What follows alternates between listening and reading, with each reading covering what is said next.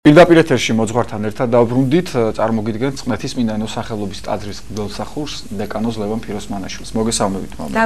დილომშვიდობის, მართლა წყალობა არ მოგაგახდით.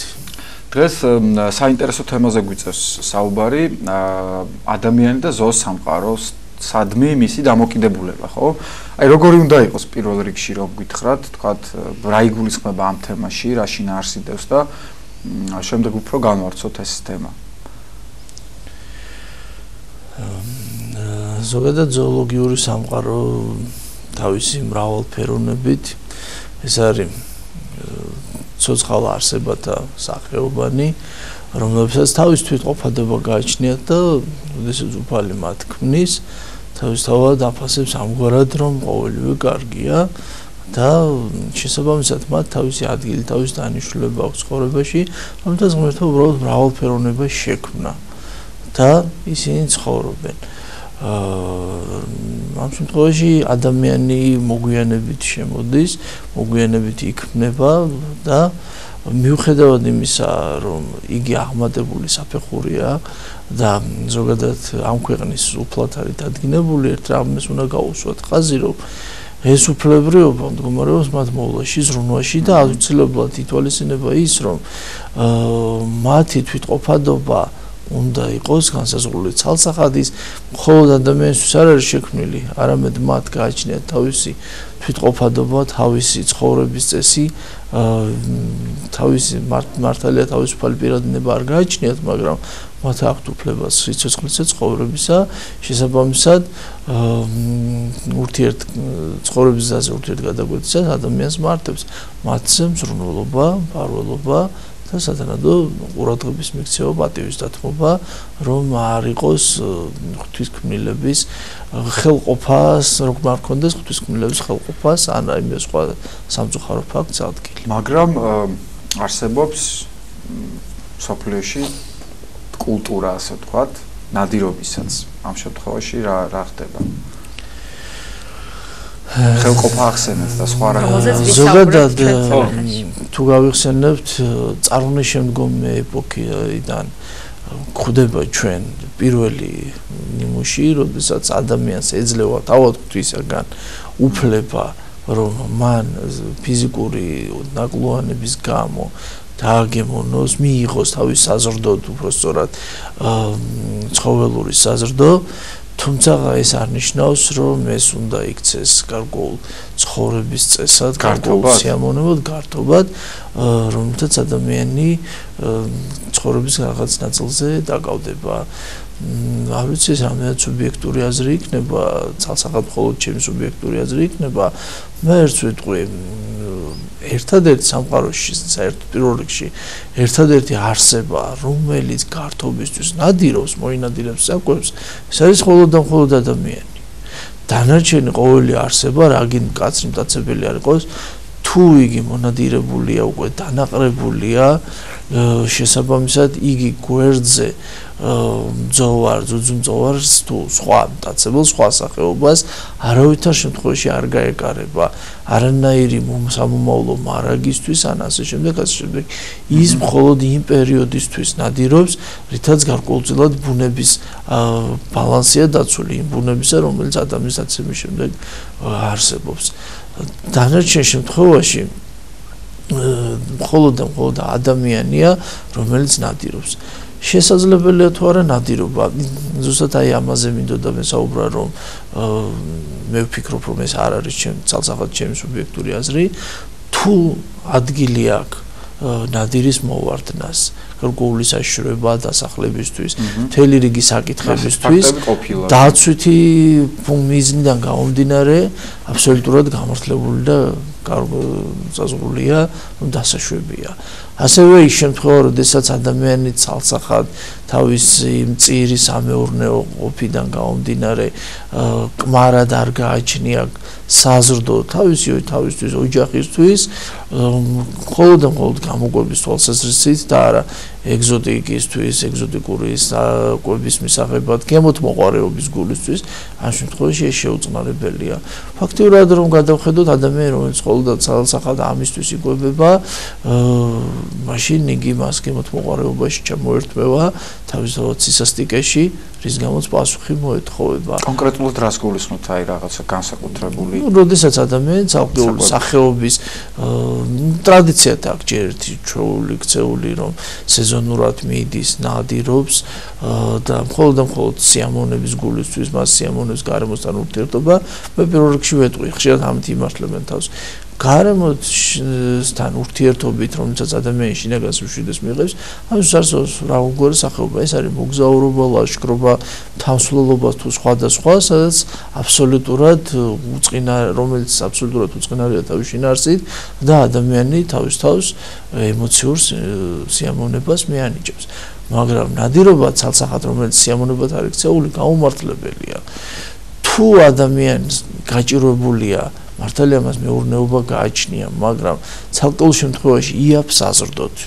დღეს არსებული ზოგადად სოფლიოში არსებული პრობლემიდან გამომდინარე, რომ საზრდო ძვირია, ამ შემთხვევაშიც გარკვეულწილად გამართლებულია. ცალსახად თუ კი საზრდოს იაფად მოიპოვებს, ოღონდ რა თქმა უნდა, იაფად მოსაპოვებელია მისთვის ის საზრდო და ოღონდ რა თქმა უნდა იმ წესების დაცვით, რომელთაც ნადირობის კანონი არეგულირებს ამ ყველაფერს და ვისაუბრებთ. თავისთავად არეგულირებს ამ საკითხებს და ამითი იმ კანონების დაცვით ის ადამიანიც გარკვეულწილად მარტივია. მაგრამ ცალსახად, როდესაც ნადირობის სეზონი არის გამოცხადებული, დაშვებული და ადამიანი პირად სიამოვნების გულისთვის მიდის, ეს მხოლოდ გაუმართლებელია, თუნდაც მას რომ რაღაც ცალსახად ეგზოტიკური საკვები ქონდეს ამ თუ ცხოველისა, ამ ფრინველისა თუ ასე შემდეგ, ასე შემდეგ. ეს ადამიანის მხრიდან სისასტიკეა.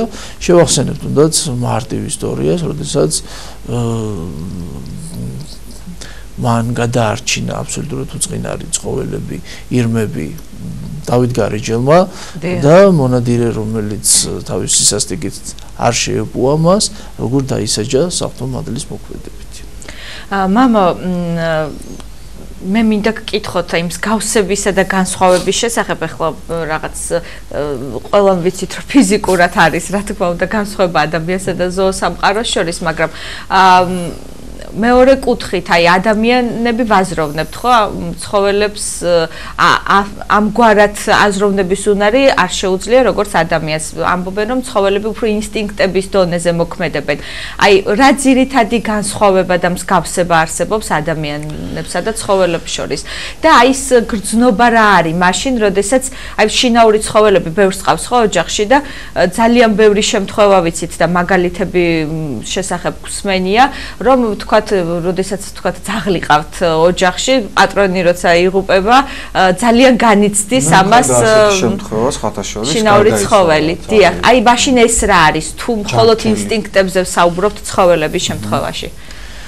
ხათაშორის აქვე დავამატებ მამაო, მანამ გვიპასუხებთ, ბევრი მეცნიერული მტკიცებულება არსებობს, რომ ცხოველები განიცდიან, მათ აქვთ გრძნობები, იგივე თქვათ, აი როდესაც მოწყვეტენ საკუთარ გარემოს, თქვათ, და თავშესაფარში თუ წაიყვანენ, ისინი უარს ამბობენ, თქვათ, საკვებზე, წყალზე, არ გამოდიან კონტაქტზე და ასე შემდეგ. ეს არის ისინი ვერ ყვებიან თავიანთ ისტორიას, თუმცა მათ აქვთ აი ეს შეგრძნებები და ადვილი შესამჩნევია ჩვენგან. ზოგადად, როცა კაცობრიობას ღმერთი, სამყაროს, ცოცხალ სამყაროს ღმერთი ქმნის, ფაქტიურად რო გადავხედოთ, თავისი ანატომიური აღნაგობით, ფაქტიურად ერთი დიდი სქემა არის აგებული, 4 კიდურით, თავით, ტანით, ზავკეული მოქმედებით, თქვათ, თითების და სხვადასხვა თვალთა განაწილებით, ეს ერთი მოდელი და სქემა არის, რომელიც ღვთისაგან არის აღებული, შესაბამისად გარკვეულწილად ენათესავება და ადამიანის აღნაგობა დასესხებულია, ანუ რა, რომ ადამიანი თუ შევხედათ უნივერსალური თავისი მშვენიერებით, თავისი მოქმედებით ამ ცხოველთა სამყაროს შორის, თუმცა ეს უნივერსალობა რაში გამოიხატება, ეს ალკოჰოლის საქმე, ანუ რა, რომ ყოველ ქმნილებას თავისი პრიორიტეტი აქვს ცალსახად. ადამიანი ამ შემთხვევაში წარმოადგენს არსებას, რომელიც თქვათ სამივე სივრცეში მოქმედებს, ხმელეთზე, ცეცაში, ოღონდ თავისი უნარშესაძლებლობებიდან გამომდინარე და არა ბუნებითი თვისებებიდან გამომდინარე და ასევე წყალში. ადამიანი თავისთავად ამ შემთხვევაში უნივერსალური მოდელია და ფაქტიურად DNM-საც თუ გადავხედავთ, მხოლოდ ერთი შტრიხი განამოყოფს ადამიანის DNM-ს დანარჩენ არსებათაგან, რომელთაც მეტად ახლო არის. ანუ რა, ეს არის ჩვეულებრივ ანატომიურად თავისი აღნაგობით ახლოს დგას და გარკვეულწილად ნათესავია და ამ შემთხვევაში უხეშად რო ვთქვა ბიოლოგიური ენით ძუძუმწოვარია ადამიანიც, ხოლო რაც ყველაზე უმთავრესია და რაც ღირებულია, რითაც გამოირჩევა თავად ამ შესაქმნელ გვიხსენებს, რომელიც არც ერთ ქმნილებაში ღმერთს არ უქმნია, შთაბერა უხდავის სული. ზოგადად რა ხდება, როდესაც ვამბობთ განმარტოთ უცილებლად სული და როდესაც ვამბობთ რა გრძნობენ და განიცდიან. ადამიანი შედგება სამი მდგომარეობისგან. ფიზიკური, მატერიალური მდგომარეობისგან, სხეულისგან, სამშვენელისგან, რომელიც სწორედ მის გრძნობას, დიახ, ის გრძნობები, რომელთაც მოქმედებენ, განპირობებულია მათი მოქმედება და დღემდე ჯერ აუხსნელია, ბოლომდე გაუაზრებელია თუ თავის სიღრმეს იგანიც რა არის კონკრეტული არეალი, ვრცელი არეალი და რა არის თვისებანი სამშვენელისა და უხდავის სული. სული რა არის? სული არის უნივთო მდგომარეობა, გონიერი, ცალკედ არსებული მდგომარეობა, როგორც მაგალითად ანგელოზებრივი ბუნება არის, ანუ რა, რომ ისინი არიან გარეშე მოწერილი, თუმცა უფორმონი და ნივთაგან შეუდგენელი, ანუ ყოველგვარი ნაწილაკებისგან თავისუფალი, ანუ რა, მატერიალური სამყაროს სრულიად საპირისპირო მდგომარეობა, რომელიც ასევე ჩვენთვის უცნობია, ჩვენ მასე ვიცით მხოლოდ ის, რამდენადაც წმინდა წელშია გამოცხადებული შესაბამისად ადამიანური ენა მხოლოდ ცალკეული დეტალებით განმარტავს, თუმცა სულიერი სამყაროს სრული რაობა ჩვენთვის აბსოლუტურად უცნობია, ამას ადამიანი გამოხატავს მხოლოდ მაშინ, როდესაც არის თავად იმ სულიერ მდგომარეობაში. სწორედ აი ეს მდგომარეობა გონი, რომელსაც ქვია სრული შემოქმედებითობა, სადაც ზღვარი არ აქვს აბსტრაქტულ წარმოსახვას. როდესაც ლაპარაკობთ ხოლმე აბსტრაქტულ წარმოსახვაზე, ხშირად მოაქვთ ნიმუშები, რომ როდესაც ჭიანჭველები ბუდეს აგებენ, ფრინველები აგებენ თავის ბუდეს და ცალკეულ სტრიხ მოქმედებებს, მაგრამ ანთარი, როგორადაც არ უნდა გაიწრთნას, გინდგნებოდ, სპილოგნებოდ ძაღლი, ნუ ისეთი არსებიანი, რომლებიც ყველაზე ჭკვიან არსებებად მიიჩნევიან, მათი არეალი ან მეტად შეზღუდული და თუნდაც ამდენი საუკუნის ფონზე, როდესაც ზოგიერთნი ევოლუციას მეუხრობიან, საინტერესო ის არის, რომ მათი შიდა ევოლუციური განვითარება არ მოხდა რა, ანთარი დარჩა ანთარად, სპილო დარჩა სპილოდ, როგორადაც არ უნდა ვთქვა და ევოლუციონისტების საწინააღმდეგო ამგვარ სიტყვას ვიტყვი, უცნაურია, რომ ამდენი მრავალსახეობის ფონზე მხოლოდ ერთადერთი არსება პოვებს თავის თავში განვითარებას, გარდასახვას, რომელიც მიდის ესეოდენ დიდი აბსტრაქტულობის წარმოსახვის დონეზე. ანუ რას ნიშნავს აბსტრაქტულობა, წარმოსახვითობა, თუნდაც ის, რომ რთული არქიტექტურული ნაგებობანი, შესაბამისად მისი შიგნი და გარე დეტალიზაცია, თქვათ მთელი რიგი ქმნილებანი, რომელსაც ტექნიკური თუ ბიოლოგიური მიღწევები ქვია, ჩარევა გარე სამყაროში, მთელი რიგი საკითხები, იქ სადაც ხშირ შემთხვევაში ადამიანის ყოველი ნაბიჯი უკვე განსაზღვრავს სავალალო სასიკეთო მდგომარეობისა ჩვენ თუნდაც ჩვენს პლანეტაზე. ასეთი მინიმალურად მიახლოებულიც კი არც ერთს იმას არ გააჩნია, თუნდაც მწერებში, თუნდაც რეპტილიებში, თუნდაც ფრინველებში, თუნდაც ცხოველებში.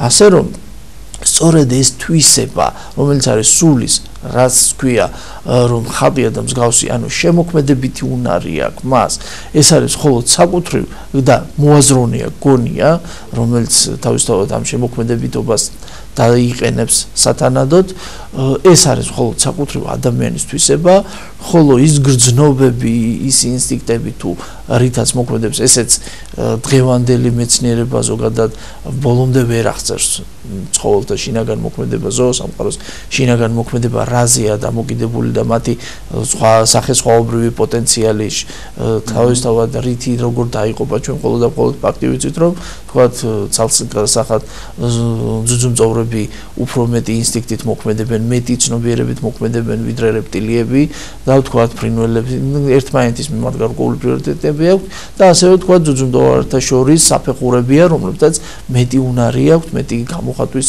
შესაძლებლობანი აქვს, თქვათ მეტი ასე ვთქვათ ბჭყალებში გონიერება აქვს, რომელთაც ისინი ადამიანთაგან ნიშნით ამ ნიშნით არიან გამოყოფილნი, ასე ვთქვათ ეს ამას ჩვენ ვაფიქსირებთ თუ მაგრამ რანაირად და როგორ ეს ჯერ კიდევ შესწავლის საგანია, რადგანაც ეს ბევრ დაკვირვებას და ჩვენ შინაგან მიღწევას საჭიროებს.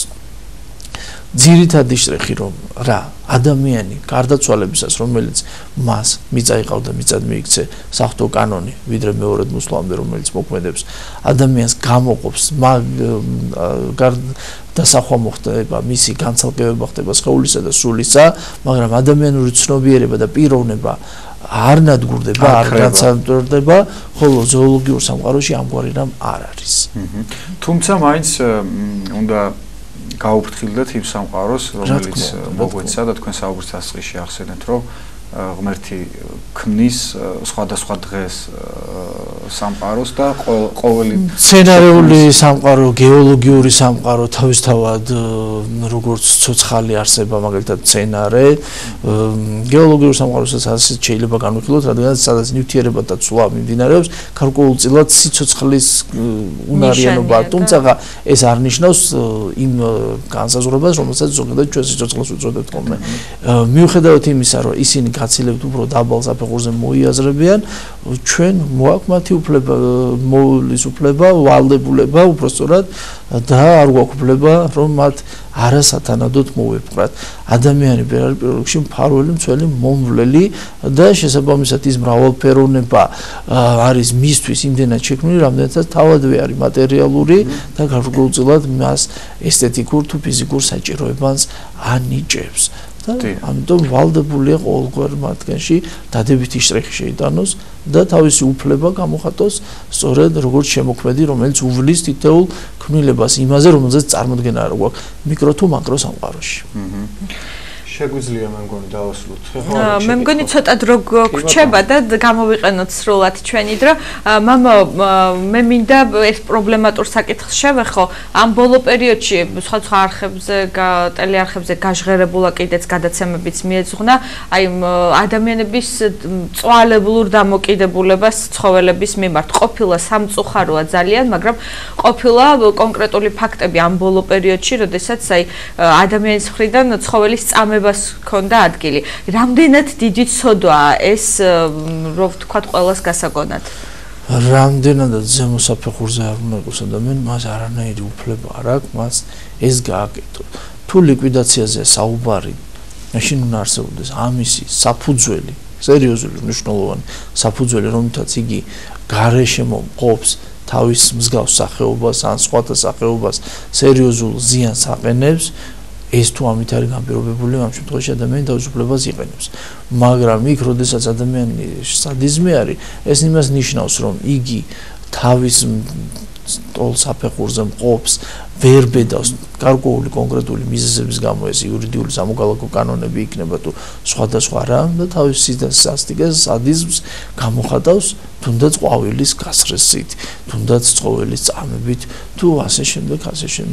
ეს ღვთისაგან პირველ რიგში განიხილება როგორც მის გულში არსებული დაბუდებული აგრესია, რომელსაც სათანადო პასუხი მიიღება. ხშირად აი პირუტყზე გადააქვთ ხოლმე, არ გინახავთ ცხოველს როგორც ცემენ მაგალითად იგივე ძროხას ადამიანს ხალხებში გაჯავრებული რომელიც გაჯავრებული და ამაზე ამოიყრის ჯავს ეს ცოდოა რა დააშავა ხა მარც მეტი არც ნაკლები პირდაპირ ვეთყვი ნებისმიერი ფორმით გამოხატული აგრესია ეს არის ადამიანის გულში დამალული არასტაბილური მდგომარეობა შეიძლება როდესაც აი ქრისტიანებს გონიათ რომ აი ვარხულობ, ლოცულობ, მაგრამ აი ეს ცალკეული ვითარება მოხდა ჩემში სიმშვიდე დამყარებულია უკვე ქრისტეს ცნებები ჩემზე აისახა.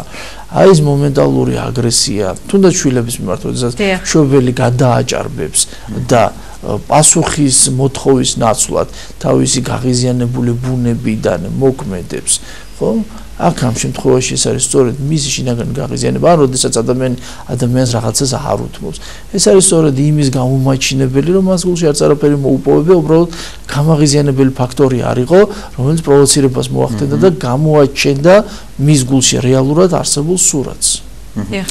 მამა, და აი ბოლოს მინდა გკითხოთ ჩვენ მიუხედავად იმისა, რომ აქ აღნიშნეთ საუბარში ყველაზე განვითარებული არსებები დედამიწის სამყაროში ადამიანები ვართ, ჩვენ ბოლომდე დღემდე ცდილობენ მეცნიერები და მკვლევარები შეისწავლონ იგივე ფლორა, ფაუნა, ბოლომდე არც არის შესწავლილი და მე მახსენდება ეხლა ბოლოს მე მქონდა შესაძლებლობა ერთ შესანიშნავ არხზე, უნდა თქვა National Geographic-ზე, ნახეთ ვიდეო, სადაც ჭიანჭველების ოჯახი იყო გადაღებული და ეს იყო იმდენად საოცარი კანონების მქონე სამყარო, რომ აი ალბათ ზოგ ოჯახსაც შეიძლება შეშურდეს სამწუხაროდ. უფრო მეტი კანონები აქვს ფუტკარს კი.